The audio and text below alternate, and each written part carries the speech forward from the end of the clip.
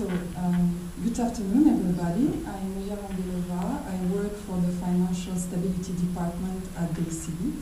Actually, I joined the European Central Banks 2 years ago in the context of the establishment of the European Systemic Risk Board, which is in charge of the monitoring of the build-up of systemic risks in the financial system, and it can also issue warning and recommendations where necessary.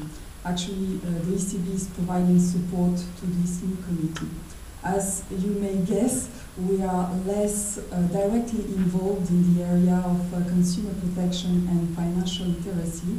However, we believe that the concept developed by Child and Youth Finance International is very interesting, hence the importance of also providing support in this area and continuing working. So I prepared some slides. As you may see, and as I already told you, we are not as active as the national competent authorities in the area of consumer protection and financial literacy, insofar as the main objective, of course, of the ECB is to conduct the monetary policy for the euro area, which, as you may know, comprises now already 17 countries. So, insofar as financial education is concerned, the institution organizes at this juncture educational conferences which are usually targeted to the general public and which are related to the role and functions of the ECB, namely monetary policy and price stability. However, given the challenges raised by the financial crisis and obviously the lack of familiarity of the public opinion with the prerogatives and tasks of the ECB, we have decided to further actually work on this area, and also to widen the scope of our addresses by releasing in 2011 educational material which is aimed mainly at young adults between the age of 18 and 25 who are interested but know little about central banking. So if you go to the links provided below to the ECB website, you will discover the two games which have been developed. They are called Economia, the monetary policy game, and Inflation Island.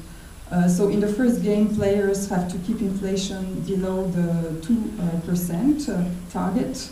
And while in the second, they learn about the effects of deflation, high inflation, on different sectors of the economy. And in this regard, the games include also some scenarios on the basis of real cases, such as the period of deflation in Japan or hyperinflation in Hungary in the post-war period. So it's quite interesting.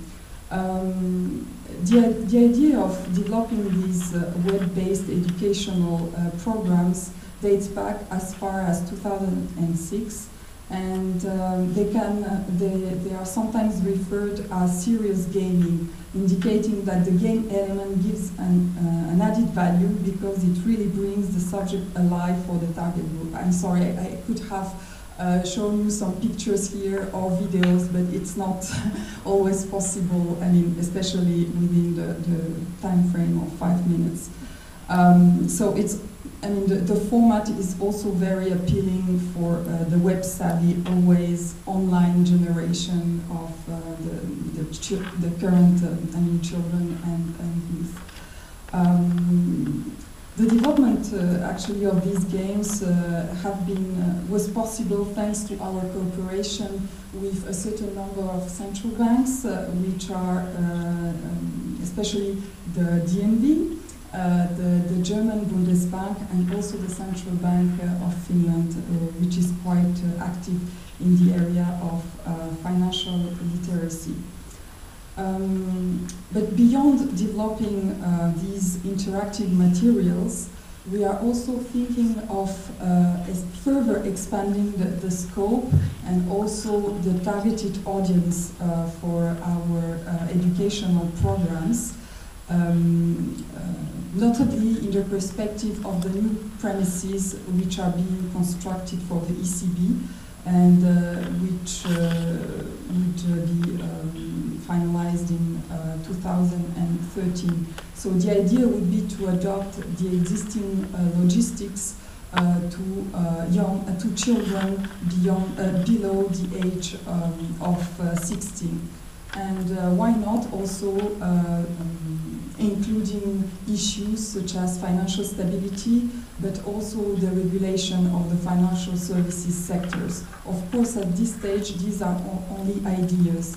And in any case, we were very enthusiastic about the organization of the Child Finance Week this year. But we think that maybe with the right logistics in 2013, we will be able to participate directly. Aside from this direct involvement within the institution itself, we have been providing support to the child finance movement by initiating contacts with the international standard-setting bodies, such as the Basel Committee on Banking Supervision, because we think that in the same way as the committee developed guidelines on microfinance, there may be a way for this committee, which is really specialized in the development of recommendations for the banking industry. There may be a leeway for being active in the area of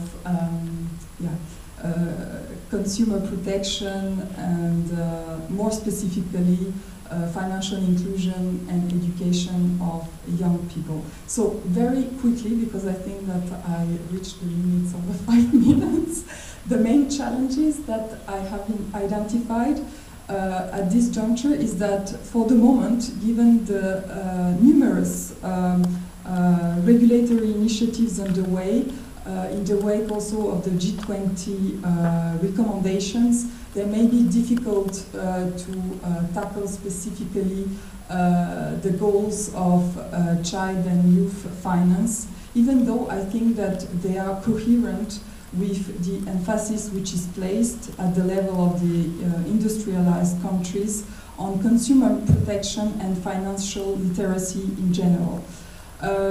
We can also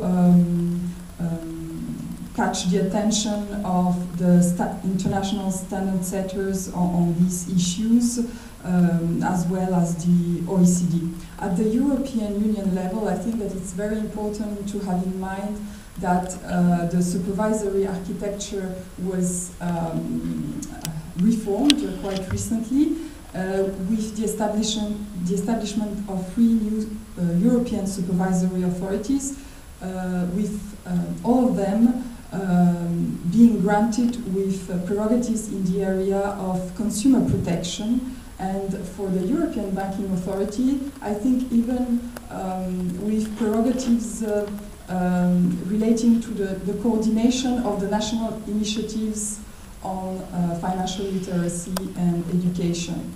So I think that this is a possible way of way forward. Okay, thank you.